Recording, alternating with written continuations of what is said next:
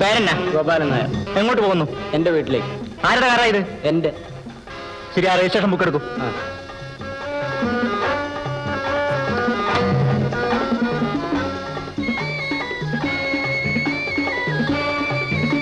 സ്റ്റേഷനിലേക്ക് വരൂ. എന്തിനാ സാർ? അത് അവിടുന്ന് പറയാം.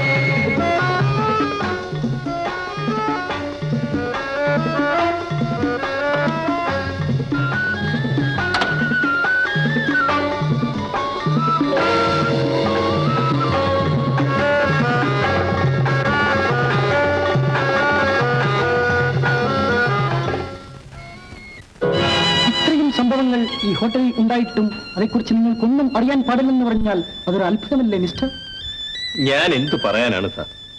ഈ ഹോട്ടലിനെ നശിപ്പിക്കാൻ വേണ്ടി ഞങ്ങളുടെ ശത്രുക്കൾ ആരെങ്കിലും ചെയ്യുന്ന ദ്രോഹമായിരിക്കും ഇതെല്ലാം. ഈ അടച്ചിടുന്ന മുറികളൊക്കെ തുറക്കാനുള്ള താക്കോൽ ഇവർക്ക് എവിടെ നിന്ന് കിട്ടി? ഇങ്ങനെയൊക്കെ ചോദിച്ചാൽ ഞാൻ വിഷമിച്ചു പോവുകയുള്ളൂ. ഇതിനൊന്നും എനിക്ക് മറുപടിയില്ല സാർ. നിങ്ങളുടെ പ്രൊപ്പറേറ്റർ എവിടെ? അദ്ദേഹത്തിന് സുഖമില്ല, വിശ്രമിക്കുന്നതിന് വേണ്ടി ഊട്ടിയിലേക്ക് പോയിരിക്കുക. മിസ്റ്റർ രാജൻ, ഏതായാലും നിങ്ങൾ ഒരു പെറ്റീഷൻ എഴുതി തരൂ. നിങ്ങളുടെ നാട് എവിടെയാണ്? തൃശ്ശൂര്. ഇവിടെ എന്തിനു വന്നു? ഞാനൊരു മെഡിക്കൽ റെപ്രസെന്റേറ്റീവ് ആണ്. കമ്പനിയുടെ ആവശ്യത്തിന് വേണ്ടി ഇവിടെ വന്ന് താമസിക്കുകയാണ്. സാർ, എങ്ങനെയെങ്കിലും ഈ കേസ് ഒന്ന് തെളിയിക്കണം. അല്ലെങ്കിൽ ഞങ്ങളുടെ ഈ സ്ഥാപനത്തിന് തന്നെ വലിയ പേരുദോഷമാണ്. ഇവിടെ താമസിക്കാൻ ആളുകൾ മടിക്കും. എന്നെങ്കിലും നിന്നെ ഞങ്ങൾ പിടികൂടാതിരിക്കയില്ല. അന്ന് നിനക്കെങ്കിലും രക്ഷ വേണമെങ്കിൽ ഇന്ന് സത്യം പറഞ്ഞു, അതാണ് നല്ലത്. ഇതേപ്പറ്റി എനിക്കൊന്നും അറിയില്ല സാർ. ഞാൻ പറയുന്നത് സത്യമാണ്. അന്ന് റെയിൽവേ സ്റ്റേഷനിൽ നിന്ന് ഞങ്ങളുടെ പിന്നാലെ ഓടിച്ചു വന്ന കാർ ഇതല്ലേ? അല്ല. ഈ കാർ മറ്റാരെങ്കിലും ഓടിക്കാറുണ്ടോ? ഇല്ല, ഞാൻ മാത്രമേ ഓടിക്കാറുള്ളൂ. ഇന്നലെ രാത്രി സുവർണ ഹോട്ടലിൽ വന്നിരുന്നു. ഇതൊന്നും എനിക്ക് അറിയില്ല സാർ. റാസ്കൽ, നീ സത്യം പറയില്ലല്ലേ? നിന്നെ കൂടി ഞാൻ സത്യം പറയിക്കും.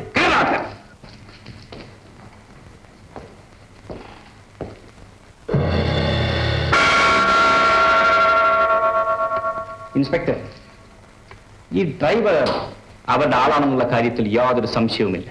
ഒരു പെണ്ണിനെ കണ്ടുപിടിക്കാനാണ് ആ ഉണ്ണിക്കണ്ണൻ നായർ ഇവിടെ കൊണ്ടുവന്നത്. ഇപ്പൊ അയാളെ ഞാൻ കണ്ടുപിടിക്കേണ്ടിയിരിക്കുന്നു.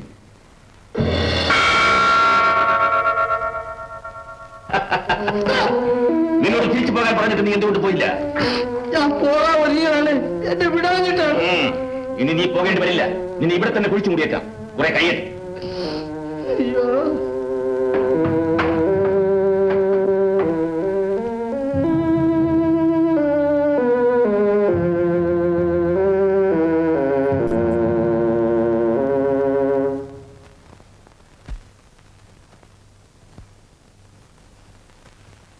കലാവതി,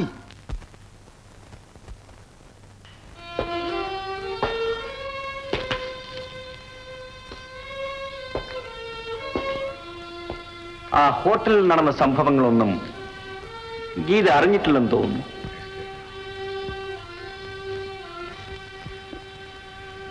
ഞാനും അറിഞ്ഞു രാജേട്ടാ.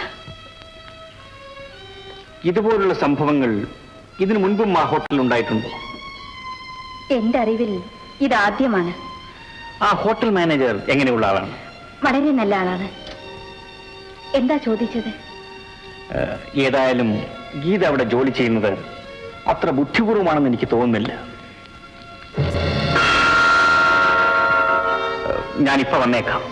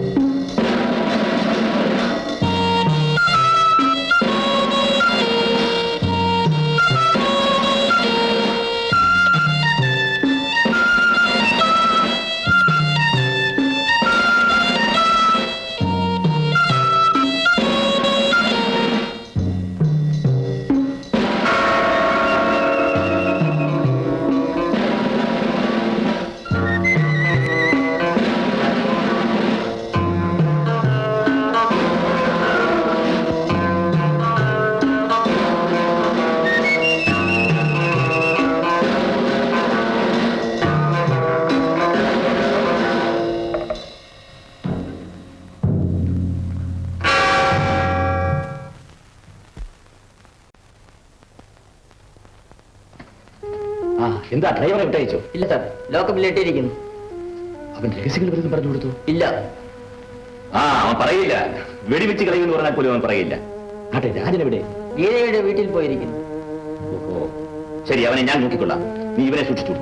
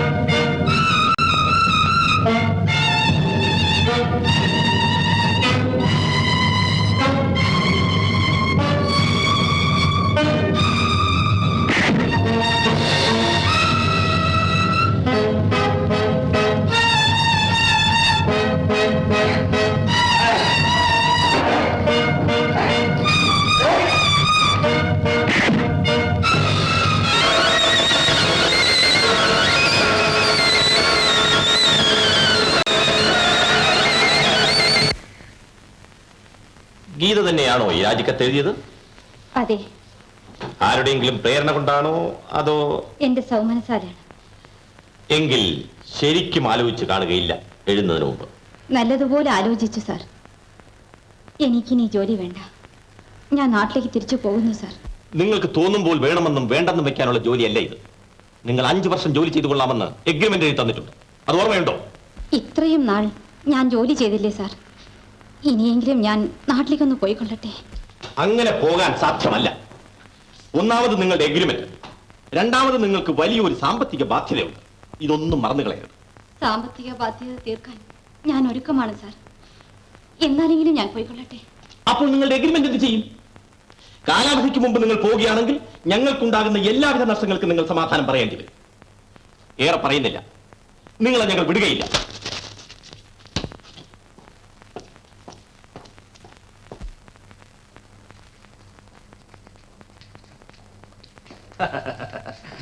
മുറിയെല്ലാം നോക്കിയില്ലേ? നോക്കി. എങ്ങനെയുണ്ട്? കൊള്ളാം, തിരക്കില്ല. ഇവിടെ ഉള്ളതിൽ വെച്ച് ഏറ്റവും നല്ല മുറിയാണ്. എയറോഡ്രോമിൽ നിന്ന് ഫോൺ ചെയ്തപ്പോഴേ ഞങ്ങളത് ബുക്ക് ചെയ്ത് കഴിഞ്ഞു. മുതലാളി എവിടെ ചെന്ന് താമസിക്കുമ്പോഴും മുറിയിൽ ചില പ്രത്യേക സൗകര്യങ്ങളൊക്കെ ഉണ്ടായിരിക്കണമെന്ന് വളരെ നിർബന്ധമാണ്. അതുകൊണ്ടാണ് ഞങ്ങൾ ഇതൊക്കെ ഒന്ന് നോക്കാൻ വേണ്ടി ഇങ്ങോട്ട് പോകുന്നത്. അദ്ദേഹം ഇപ്പോഴെവിടെ നിന്നാണ് വരുന്നത്? അതേ സിംഗപ്പൂരിൽ നിന്ന് വരികയാണ്. അവിടെ സ്വന്തമായി ബാങ്ക്, എസ്റ്റേറ്റ് എന്ന് വേണ്ട എല്ലാം ഉണ്ട്. ഇപ്പോൾ നാട്ടിലേക്ക് പോവുകയായിരിക്കും അല്ലേ? നാട്ടിൽ 1-2 എസ്റ്റേറ്റുകൾ വില പറഞ്ഞു വെച്ചിരിക്കുകയാണ്. അത് വാങ്ങിക്കാൻ വേണ്ടിയാണ് ഇപ്പോൾ വരുന്നത്. ഓ, അപ്പോൾ വലിയ കോടീശ്വരനാണല്ലേ? കൊള്ളാം, കോടീശ്വരനോ? വേണമെങ്കിൽ ഒരു രാജ്യം തന്നെ വിലക്ക് മേടിച്ചോളി. അയ്യോ, മുതലാളി വന്നു തോന്നുന്നു.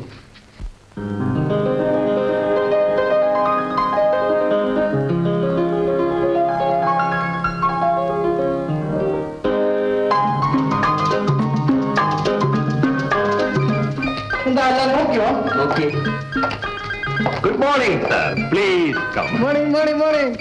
അങ്ങേക്ക് വേണ്ട എല്ലാ സൗകര്യങ്ങളും ഇവിടെ ഉണ്ടാകും. പോരാത്തത് എന്ത് വേണമെങ്കിലും ചെയ്തു തരാനുള്ള ഏർപ്പാടുകളും ഇവിടെ ഉണ്ട്. ഓഹോ, ഐ സി. അങ്ങനെയാണ്.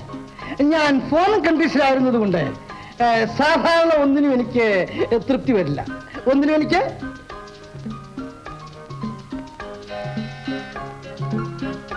തൃപ്തി വരില്ല. ഓ, തൃപ്തി വരാറില്ല. Please come.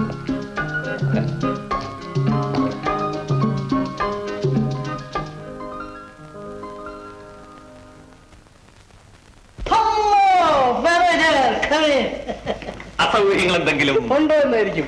ഒന്നുമില്ല, പക്ഷേ ചൂട് അസഹ്യം. ചൂട് ചൂട് അസഹ്യം. Correct correct. അകത്തല്ല, പുറത്ത്. കുളിക്കാൻ. പക്ഷെ അതിനു മുമ്പ് എനിക്ക് കസ്റ്റംസ് ഓഫീസ് വരെ ഒന്ന് പോയാൽ കൊള്ളാമെന്ന്. എന്റെ കുറെ കൂടി സാധനങ്ങൾ അവിടെ കിടക്കുന്നു. കുറെ കൂടി സാധനങ്ങൾ അവിടെ കിടക്കുന്നു. Correct correct. അത് കഴിഞ്ഞാൽ ഇന്ന് തന്നെ നാട്ടിലേക്ക് പോയാൽ കൊള്ളാവുന്നുണ്ട്. ഇവിടെ ചൂട് അസഹ്യം. Correct correct. അകത്തല്ല, പുറത്ത്. അതുകൊണ്ട് കൊച്ചിൻ എക്സ്പ്രസിന് ഇന്ന് തന്നെ 2 സീറ്റ് റിസർവ് ചെയ്തേക്കുക.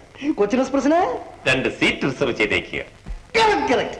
ഒരു ഫസ്റ്റ് ക്ലാസ് ടിക്കറ്റ്, ഒരു third class ticket. Third class ticket സർവന്റിന്, തേർഡ് ക്ലാസ് ടിക്കറ്റ് സർവന്റിന്. Correct correct. 2 ടിക്കറ്റും ഇപ്പോൾ തന്നെ ബുക്ക് ചെയ്തേക്കാം സർ.